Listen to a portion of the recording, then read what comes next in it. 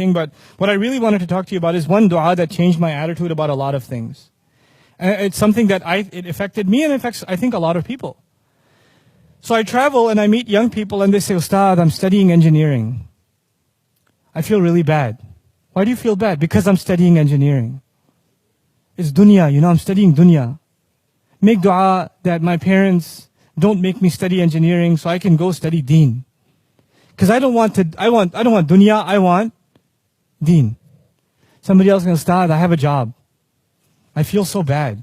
Why do you feel bad? Because I'm an accountant. Well, okay, then you should feel bad. No, but anyway, but they'll say, because all I do is, I file the taxes for this company or do the books and this and that, and I spend 9 hours a day doing that, but I only spend 1 hour of day reading Quran, or I only spend a little bit of time in the masjid, but I spend most of my day working. I feel terrible. I'm like, what do you think farmers do? They do a lot more hours than you do. What do you think other people with other what does Allah want from us? To leave our occupations and recite Quran all day? Some people have that attitude. If I was only studying deen all day, then I would be a good person. And if I'm doing other things, then I'm not a good person. If I'm earning a living, I'm running a business, I'm going to college, then I'm not a good person. SubhanAllah, this is so off. It's so far from the view Allah the picture Allah paints in the Quran. I can't even begin to describe. Why would this book want to keep you inside a library or inside a university or inside a masjid all day and all night when this book is saying, go look at the sky. قُلْ سِيرُوا فِي الْأَرْضِ. Go travel in the land. If you want to know the tafsir of go travel in the land, it's not going to be from Ibn Kathir or Qurtubi or Ibn Ashur rahimahumullah. Where are you going to get the tafsir of go travel in the land? By going and traveling in the land. Where are you going to get the tafsir of, أَفَلَمْ يَنْظُرُوا إِلَى الطَّيْرِ فَوْقَهُمْ صَافَّاتٍ وَيَقْبِضْنَا. Didn't they look at the bird above them, spreading its wings and collapsing them? It's not going to be a grammatical analysis that tells you what that ayah means. What is it going to be? You going out and watching birds spread their wings and saying, whoa. Allah wants you to experience life. Here's what He tells you in this book. You come back to this book, it pushes you out in the world. Then the world outside pushes you back into the book. Then it pushes you back in the world. You keep going between the ayat of creation and the ayat of revelation. That's the process of the Quran. So one of these ayat that is so epic is the dua of Sulaiman alayhi salam. Sulaiman alayhi salam, when prophets make dua, they make dua for akhirah, they make dua for forgiveness, yeah? They make dua for their future generations, isn't it? Listen to this dua. قَالَ رَبِّ اغْفِرْ لِي. He said, Master, forgive me. وَهَبْ لِي مُلْكًا. And give me the gift of kingdom. Give me the gift of some kind of kingdom. مُلْكًا. لَا يَنْبَغِي لِأَحَدٍ مِّن بَعْدِي. That is not even appropriate for anyone who comes after me. Give me so much kingdom that it's not even appropriate for any human being that comes after me to have that kind of kingdom. Innaka antal wahhab. You are the one who continuously gives gifts. What is Sulaiman alayhi salam asking for? First thing, forgive me. Second thing, which is what shocked me, I was like, whoa, what? He asked for kingdom. Okay, that's deen or dunya, by the way, by our standards. It sounds like dunya, isn't it? And not just dunya. Don't just give me and give other people. He didn't just say that. He said what? Give me so much and give me something that is not even fitting for anybody else. Make me unique in what you give me. In where? In dunya. How in the world is this appropriate? It sounds like he's asking only for dunya. The beauty of this dua, number one, is his top priority. Ya Rab, forgive me.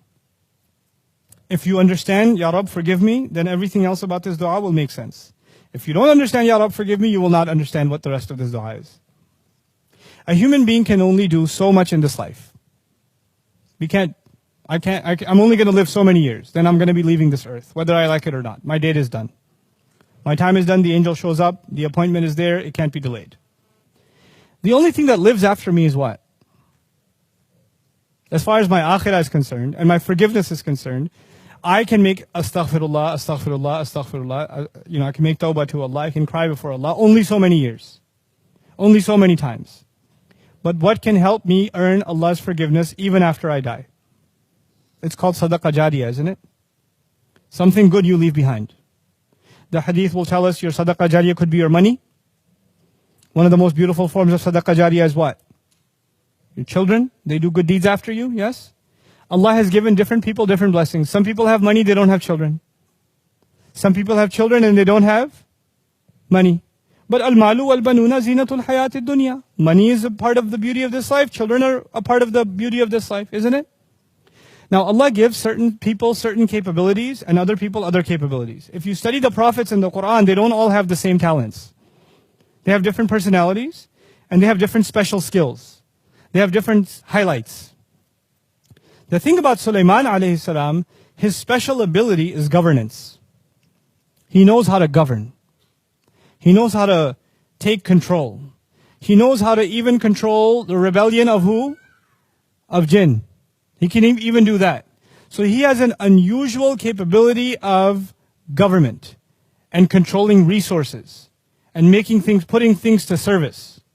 Now, is that a common quality or a very rare quality? The more power you get in government, the more corruption you get. Okay? The more absolute authority you have, the more absolute problems you have. Absolute power corrupts absolutely. So one of the greatest kingdoms in human history is the pharaohs. Case in point, you know. Now Sulaiman alayhi salam is in a unique position. He has kingdom and he knows how to use it for good. What kind of sadaqah jariyah can he leave behind? Unmatched. He sees an opportunity for his akhirah to be reconciled by the talent that Allah has given him. And the talent Allah has given him is remarkable.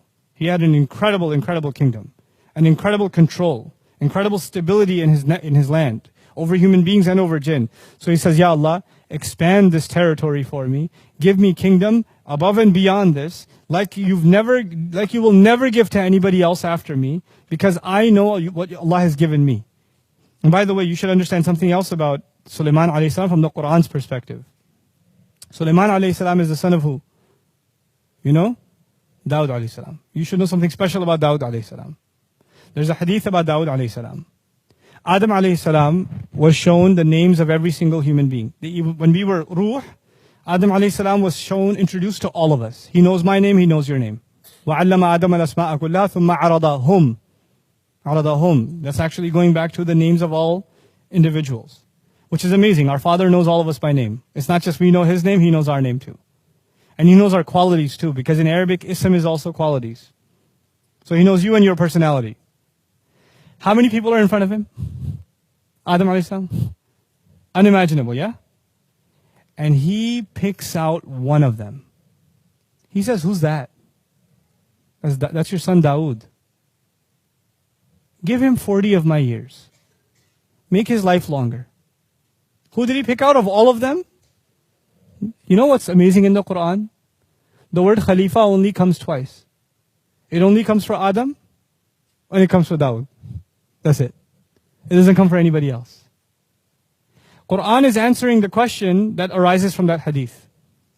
The hadith says that Adam alayhi salam did not pick Ibrahim alayhi salam, didn't pick Nuh alayhi salam, didn't pick Rasulullah sallallahu alayhi wasallam, didn't pick anybody else. He picked who? Dawood. Why? Because he sees something in him that he has in common. What is that? Allah has made Adam alayhi salam Khalifa on the earth. And Allah made Dawood alayhi salam Khalifa on the earth. Ya Dawudu inna ja'alnaka khalifatan fil ardi. Dawood alayhi salam is special. Now, Dawood alayhi salam himself is Khalifa, but who's his son? So Sulaiman alayhi salam is not just a prophet, he's also the son of a prophet, but a son of a special prophet. A prophet who was a Khalifa, a great ruler, a governor at the same time. And so his upbringing gives him knowledge of revelation, but also knowledge of how to live by that revelation, not only at the level of an individual and a family and a community, but at the level of entire governance. He's been brought up in that system. Even before, even as a child, he's been brought up in that system, right? And eventually Allah grants him prophethood. So he realizes the value of leaving a legacy behind.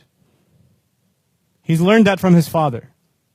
And so he understands that he's going to die, but his legacy should live on. The legacy of good that he creates should live on. And Ya Allah, give me something that doesn't even, because he knows his children are not going to get it the same way he got it from his dad.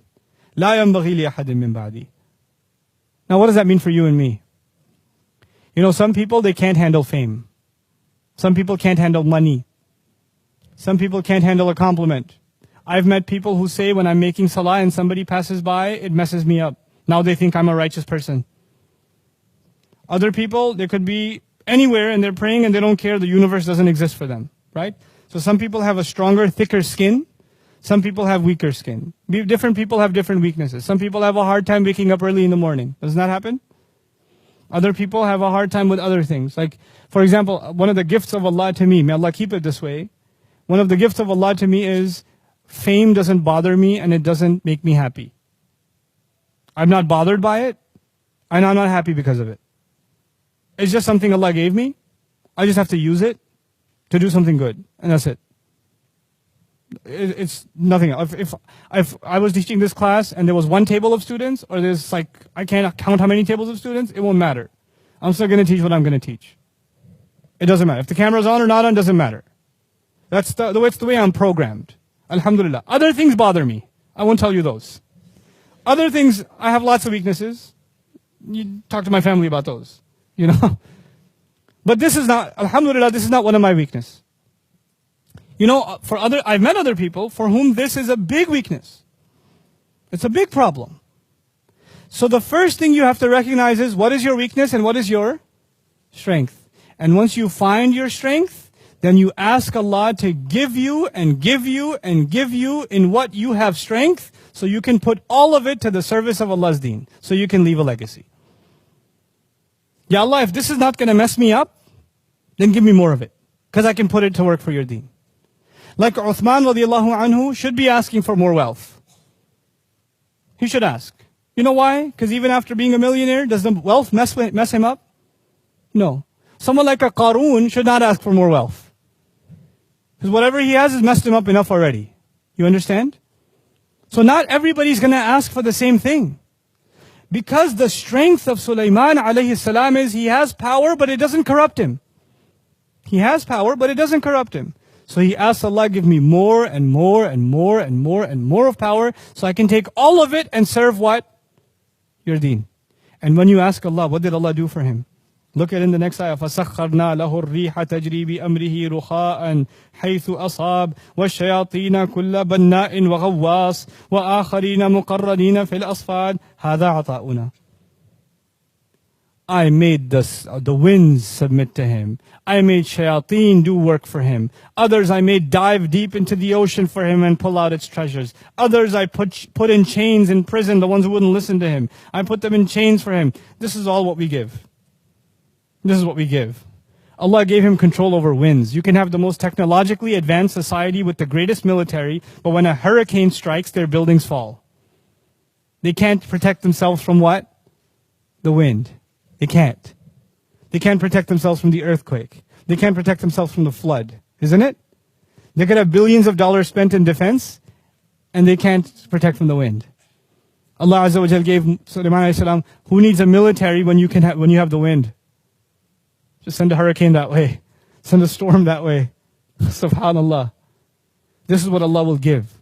So for you and me, identifying what our strength is, and then making a pledge to Allah that we will use it for the strengthening of this deen, for leaving a legacy that is longer than our own, that is perfectly normal. It's perfectly normal. That's not asking for dunya. As a matter of fact, even if you benefit from it somewhat, it's fine. Because you take from it what you need, and you give from it what will build your akhirah. Because what was the priority from the very beginning? Rabbi, ighfirli, forgive me. This is all in hopes of earning Allah's forgiveness. No matter how many good deeds I do, they're not going to be enough, so I keep doing good deeds even after I'm dead. That's what I want to do. Every one of you should be thinking like that. Every one of you. What is the strength Allah has given me, and how can I put it to good use, and how can Allah build my talent to make it even better, so I can benefit even more. May Allah Azza wa Jal make us people of benefit and help us understand the beautiful and the perfect word of His. Barakallahu li wa lakum. Assalamu alaikum wa rahmatullahi wa barakatuh. Thanks for watching, guys. I hope you benefited. I'd like to encourage you to actually embark on a comprehensive journey into the Quran. I've done a video translation and explanation of the entire Quran. It's called Quran Cover to Cover. I'd like you to check it on Bayyinah TV. Just do a little bit of it every day, and before you know it, you'll have gone through the entire Quran in translation with me. Hope you can take part. Assalamu alaikum wa rahmatullah.